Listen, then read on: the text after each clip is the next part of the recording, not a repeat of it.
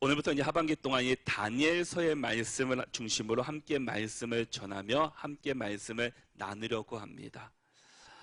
오늘의 말씀은 어디서나 일하시는 하나님이라는 제목으로 우리가 함께 말씀을 나누려고 합니다.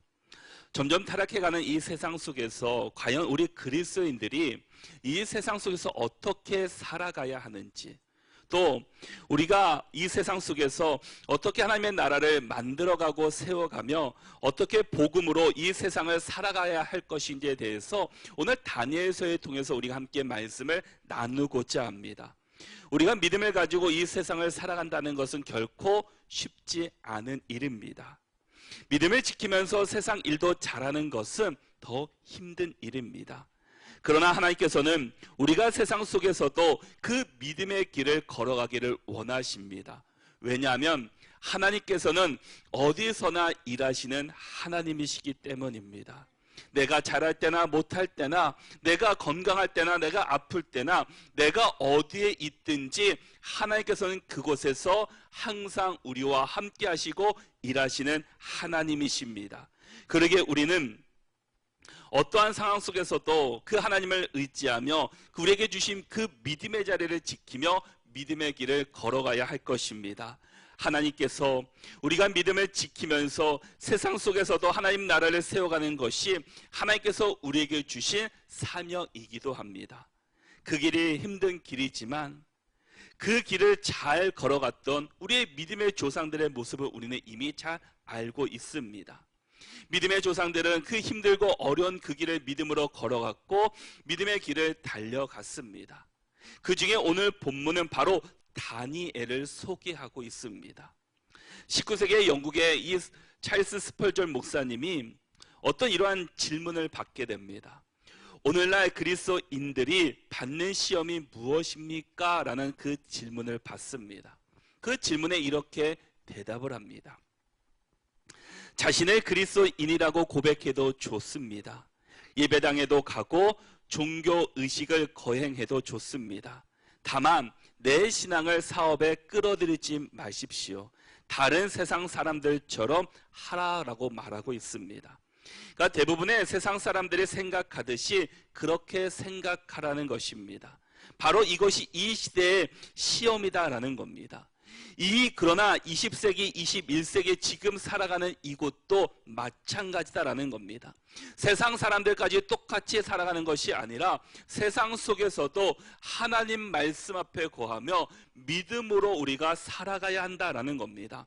여러분, 우리가 가정에서, 직장에서, 세상 속에서 신앙을 지킨다는 것이 얼마나 어려우십니까? 더구나 믿지 않는 사장님, 믿지 않는 선배를 보다 우리의 신앙을 더 어렵게 만드는 것은 하나님을 믿기는 믿는데 대충 믿는 사람입니다. 교회만 왔다 갔다 하며 또 차지도 뜨겁지도 않는 사람들이 우리의 믿음을 더 어렵게 만드는 일들을 쉽게 보게 됩니다. 점점 세상 속에서 내가 그리스도인입니다 라고 말하기가 참 어려운 시대를 우리가 살아가고 있습니다. 과연 이 시대 속에서 우리는 과연 어떻게 살아가야 합니까? 과연 그 속에서 우리는 어떻게 믿음을 지키며 살아갈 수 있겠냐라는 겁니다. 제가 목회를 시작하기 전에 약 2년간 직장 생활을 한 적이 있습니다. 참 직장 생활하면서 가장 어려웠던 것은 신앙을 지키는 일이었습니다. 월요일부터 또 토요일까지 근무하는 것이 아니라 거의 주일에도 매주 출근해야 했습니다.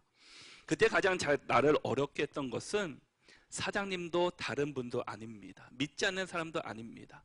부장님 한 분이 계셨습니다. 근데 그 부장님은 늘 그 자리에서 이렇게 이야기하십니다. 우리 어머니도 권사님이시라고, 자신도 어렸을 때 교회 다녔다고. 그 말씀을 하시면서 주일에 예배를 드리고 오는 것조차도 작대로는 통제하고 또 일찍 퇴근도 못하게 하신 적이 있습니다. 6시에 퇴근해야 되는데 6시에 퇴근하는 것조차도 힘든 그때였습니다. 참 나를 어렵게 했던 것은 바로 믿지 않는 사람이 아니라 그 믿어도 대충 믿었던 그분 때문에 늘 신앙생활하는 것이 힘들었던 그런 기억들이 있습니다. 여러분, 우리가 세상 속에 살아가면서 우리가 늘 믿음이 있는 사람들만 만나는 것은 결코 아닙니다. 우리 주변에는 훨씬 더 믿지 않거나 또 믿었다가 또 믿지 않는 사람, 또한 다른 종교를 믿고 있는 사람들이 훨씬 우리 주변에는 많이 있습니다. 과연 우리가 이렇게 신앙 고백을 하며 그리스도인이라고 말하면서 살아가기가 어려운 이 시대 속에서 과연 우리가 어떻게 살아가느냐라는 겁니다. 어떻게 믿음을 지키며 살아가느냐라는 겁니다. 그것은 우리가 먼저 하나님의 주권을 인정해야 된다라는 겁니다. 하나님의 주권이 무엇인지를 이해할 때 우리가 하나님의 은혜를 더 누릴 수 있고 성경 한 절 한 절을 읽을 때마다 우리가 올바르게 해석할 수 있기 때문입니다. 하나님의 주권이 무엇입니까? 하나님의 주권은 하나님은 스스로 계시며 어떤 것이나 어떤 존재에게 의존하지 않으시고 스스로 계시고 스스로 결정하시면서 이 땅을 다스리시는 분이시다라는 겁니다. 이것이 바로 하나님의 주권입니다. 다시 말하면 하나님께서 모든 것을 통치하신다라는 겁니다. 그 누구에게도 영향받으시지 않으시고 누구에게도 간섭받지 않으시고 가장 위대하신 분이 바로 하나님이시다라는 것을 우리에게 말씀해 주고 있습니다. 우리는 이 세상 속에서 하나님의 주권을 인정할 때 우리가 이 세상에서 하나님을 의지하며 하나님을 바라볼 수 있고 우리가 믿음이 흔들리지 않고 그 길을 걸어갈 수 있게 됩니다. 그런데 점점 이 기독교 가치를 인정하지 않으려고 하는 세상이 점점 도래하고 있습니다. 최근에 어떤 목사님을 통해서 들은 이야기입니다. 그 목사님에게 기독교 대학으로부터 채플 설교의 그 의뢰를 받았다고 합니다. 그래서 목사님이 가시겠다라고 이야기하고 수락을 했습니다. 그런데 그 담당하는 대학의 그 채플 담당하는 분이 그 목사님에게 이런 부탁을 했다라고 합니다. 목사님, 오셔서 채플 설교를 하시는데 꼭 말씀하실 때 하나님과 예수님이라는 말을 하지 말아 주십시오라는 부탁을 들었다라고 합니다. 그 목사님은 그 부탁을 듣고 고민했지만 그 앞에서는 알겠습니다라고 이야기했고 자신은 가면서 당당하게 그 말을 전했다고 합니다. 지금 이 시대 또 학교에서는 점점 차별금지법이 더 확산돼 가고 있고 하나님 예수님을 전하는 것을 점점 막고 있습니다. 채플은 전하긴 전하는데 하나님의 말씀이 아닌 그냥 교양 과목처럼 그냥 좋은 말을 전해달라는 그 수준으로 나가고 있습니다. 세상은 점점 하나님을 고백하며 예수님을 고백하는 것이 어려워지는 이 시대 속에서 살아가고 있습니다. 하나님의 말씀을 아무리 전해도 정말 전혀 기울이지 않고 또 종교적인 표현들이 세상에 아무런 영향력을 발휘하지 못하고 있는 이 시대를 살아갑니다. 이런 상황에서 우리 그리스도인들이 어떤 사고를 가지고 이 세상을 살아가야 되는지, 어떤 모습으로 어떤 믿음의 길로 우리가 살아가야 되는지를 이 다니엘의 말씀을 통해 함께 또 고백하고 함께 말씀을 나눠보는 시간을 갖고자 합니다.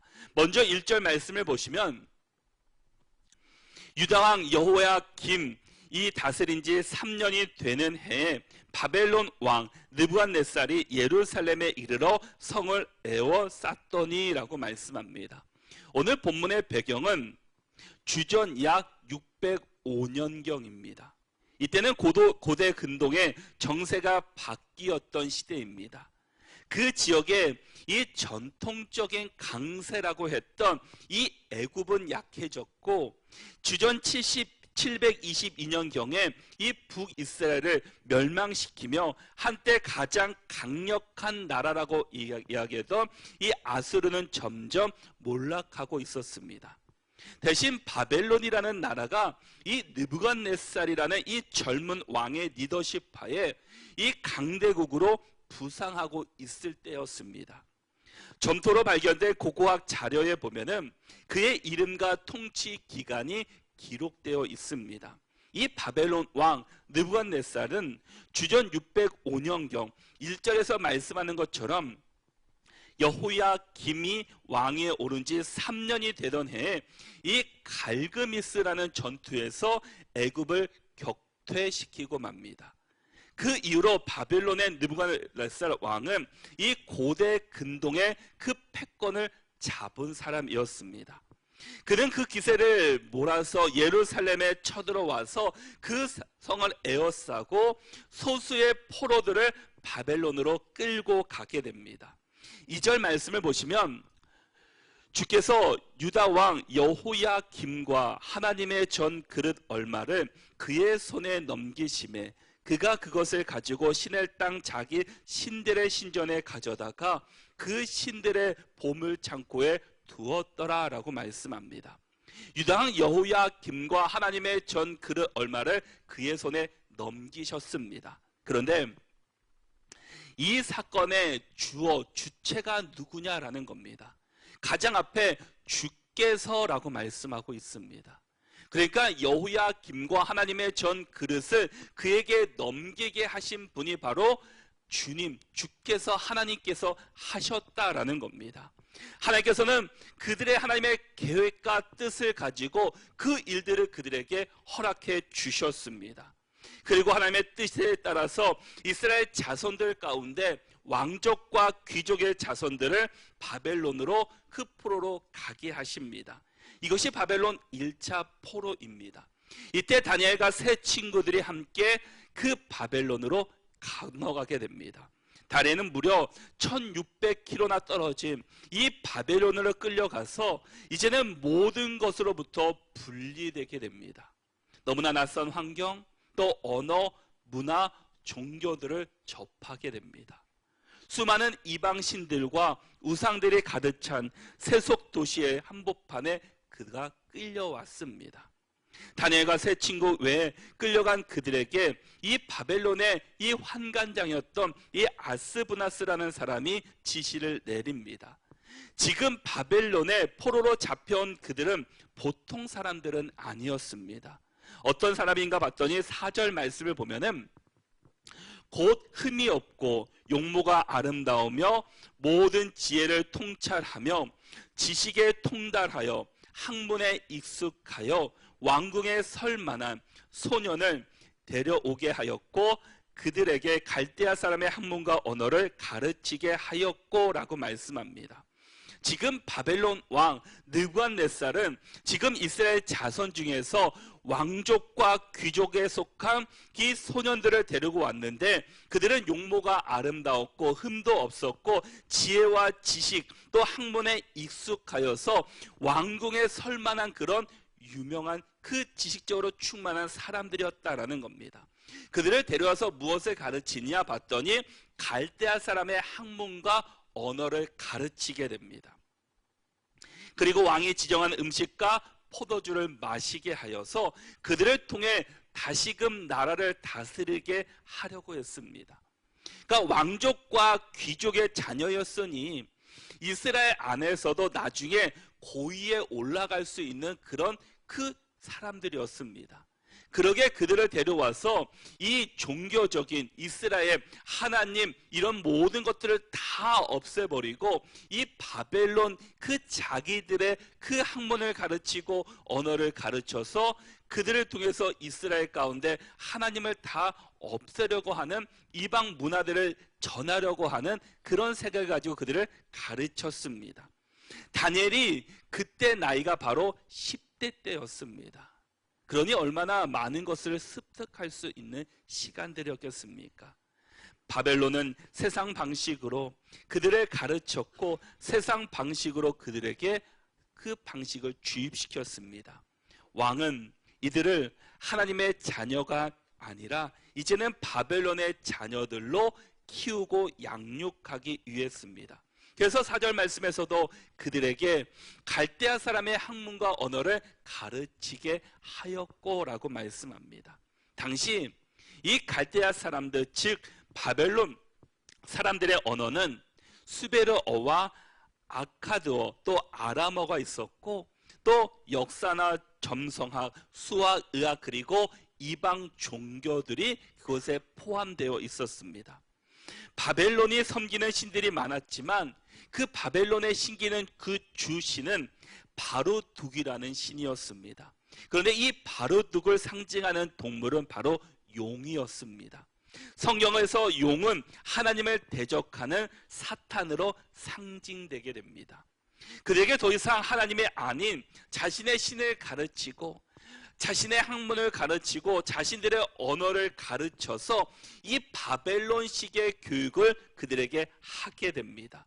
더 이상 이스라엘의 교육이 아닌 새로운 신념과 믿음을 강요하고 있다라는 겁니다. 그들의 정체성을 바뀌게 하기 위함이었습니다. 그래서 그들에게 5절 말씀에서 또 왕이 지정하여 그들에게 왕의 음식과 그가 마시는 포도주에서 날마다 쓸 것을 주어 3년을 기르게 하였으니 그 후에 그들은 왕 앞에 서게 될 것이더라 라고 말씀합니다. 이들에게 3년간의 교육을 이수하게 합니다. 왕 곁에 일할 수 있는 또한 공직도 제한합니다. 더군다나 그들이 교육받는 과정 가운데 그들이 먹는 음식은 왕의 음식입니다. 그리고 왕의 포도주입니다. 얼마나 좋은 것이겠습니까? 얼마나 좋은 환경과 얼마나 좋은 조건에서 그들을 가르치고 있습니까? 이스라엘에서 잡혀온 포로지만 그들을 지극정성으로 잘 대접하고 교육하여서 그들의 학문을 이스라엘에 전파하기 위한 방법이었습니다. 3년 동안 왕이 시키는 대로만 하면은 그들의 앞길은 이제는 열리는 겁니다. 높은 곳에서 일할 수 있고 편안하게 일할 수 있습니다. 다른 포로들은 노예로 살며 또 육신을 일을 하지만 이들은 그곳에서 3년만 잘 버티면 그 높은 직위를 가지고 그 땅 가운데서 편안하게 살 수 있게 됩니다. 여러분, 이 3년이란 시간입니다. 우리가 자녀들 양육할 때 어떻습니까? 고등학교에 입학하면 그 믿는 부모들 가운데서도 3년만 대학 갈 때까지만 교회 나가지 않아도 된다라고 허락하는 부모들이 있습니다. 중학교까지는 그래도 신앙을 잘 지키며 강제로 했는데 고등학교에 들어가면서 너 공부해야지, 학원 가야지 하면서 너 그래 3년이면 어때? 3년만 그냥 너 공부에 열심히 해. 대학 가서 다시금 신앙생활 열심히 하면 되지라고 하는 부모들이 많이 있습니다. 그런데 3년이 지나서 대학을 간다면 어떻습니까? 그 자녀들은 이미 교회를 다 떠나고 맙니다. 학교에서 그렇게 3년을 열심히 공부했지만 대학에 가서는 어떻습니까? 환경이 이제는 내 마음대로입니다. 누구도 제한하지 않습니다. 너무나 화려한 것들이 경험하지 못한 것들이 눈앞에 펼쳐져 있습니다.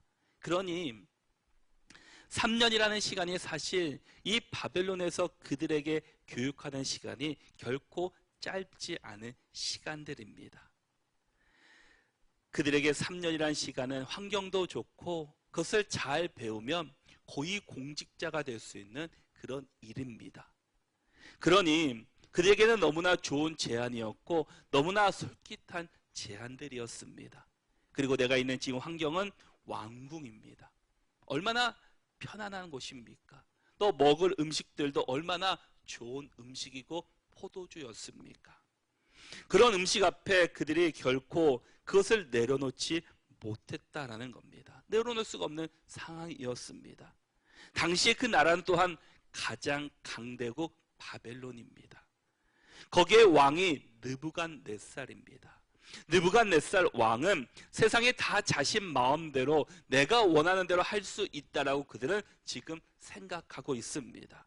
그리고 눈에 보이기에도 그렇게 가는 것처럼 보입니다. 그러나 그것은 잘못된 생각입니다. 이 모든 일을 주관하시고 하시는 분이 바로 하나님이셨습니다. 주께서 이 모든 계획들을 인도하고 계시다라는 겁니다. 우리가 먼저 주의 말씀으로 우리는 늘 새로워져야 합니다. 모든 것이 말씀의 기초 위에 서야 합니다. 말씀이 흔들리고 신앙이 흔들리면 그 믿음은 결코 온전히 설 수 없게 됩니다. 느부갓네살 왕은 자기가 지금 군사력이 강하니까 이 세상을 통치할 왕처럼 생각하지만 이 모든 통치 안에 누구의 손이 있습니까? 바로 주께서 그들 다스리고 계시다라는 겁니다. 주께서 우리의 삶에, 주께서 우리의 일 가운데, 주께서 지금 여러분의 기도 제목에 주께서 우리의 모든 것을 다스리고 인도해 주고 계십니다. 우리는 결코 혼자가 아니다라는 겁니다. 우리에게는 주님께서, 하나님께서 우리와 함께 하십니다. 내가 지금 때로는 바벨론 같은 이런 억압과 타협 가운데 앞에 서 있지만, 고난 가운데 머물러 있지만, 그곳에서도 하나님께서는 일하고 계시고 우리를 인도하고 계십니다. 그러기에 우리는 무엇을 바라봐야 합니까? 눈에 보이는 느부갓네살 왕을 바라보는 것이 아니라 눈에 보이지 않지만 우리를 인도하고 계시는 하나님을 바라보며 하나님을 의지하며 살아갈 수 있기를 바랍니다. 세상 왕은 영원하지 않습니다. 영원한 분은 오직 하나님 한 분이십니다. 세상의 왕은 수없이 바뀌었지만 하나님은 항상 그 자리에서 우리를 지키시고 우리를 인도해 주십니다. 아수르, 애굽 영원할 것 같지만 멸망했습니다. 지금 바벨론, 그들도 영원할 것 같지만 그들도 후에 멸망하고 맙니다.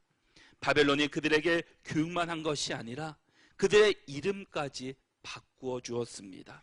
7절 말씀을 보시면 환관장이 그들의 이름을 고쳐 다니엘은 벨드사살이라 하고 하나냐는 사드락이라 하고 미사엘은 메색이라 하고 아사라는 아벤누고라 하였더라 라고 말씀합니다. 과거 한국도 그 창시 계명을 했던 때가 있습니다. 씨를 만들고 이름을 바꾸었습니다.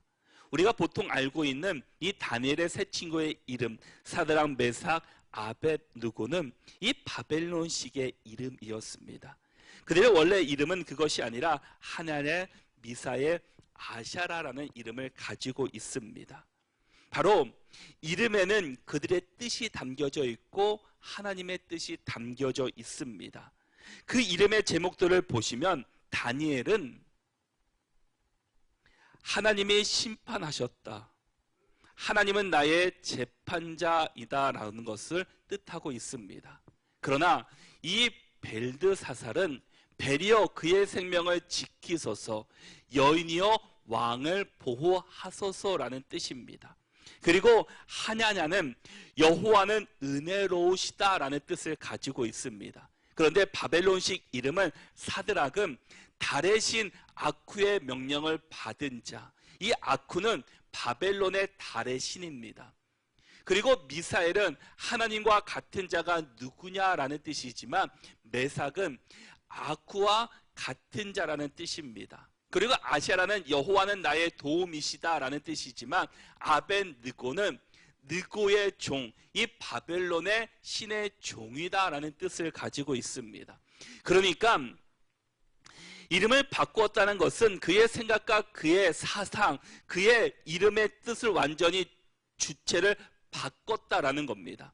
그전에는 하나님 중심이었고 하나님의 인도하심을 받던 그들이었지만 이제는 하나님이 아닌 바벨론의 영향을 받으며 살아가는 사람이었다라는 것을 그들에게 이야기하고 있습니다. 갈대아 사람의 학문과 언어를 배우는 것과 3년간 매일 왕의 지정한 음식 또 포도주를 먹는 것들, 이 모든 것들이 사실은 이름을 바꾸는 이것조차도 하나님의 그것들을 다 없애버리고 이 바벨론의 신을 그들에게 주입하고 그 바벨론의 신을 섬기도록 그 영향력을 끼치기 위한 일이었습니다. 많은 포로들 가운데 극소수한 사람들만 선발된 겁니다. 정말 그 기회는 그 많은 사람들이 부러워할 기회이기도 합니다. 제국의 학문을 공부할 수 있는 기회와 최고의 숙식을 제공받는 일입니다. 이후에는 제국에서 자유롭게 활동할 수 있고 또 제국의 이름까지 하사를 받았습니다. 그들은 특별하게 선택받은 사람들이었습니다. 3년 과정을 잘 이수하면 자신의 앞길이 보장되어 있습니다. 다른 포로들은 노예로 살아가야 됐지만 이들은 높은 자리에서 편안하게 살아갈 수 있는 자리입니다. 다니엘과 세 친구는 엄청난 행운을 지금 거머쥐었습니다. 그래서 우리는 다니엘과 세 친구가 큰 복을 받았다고 생각하기 쉬울 것입니다.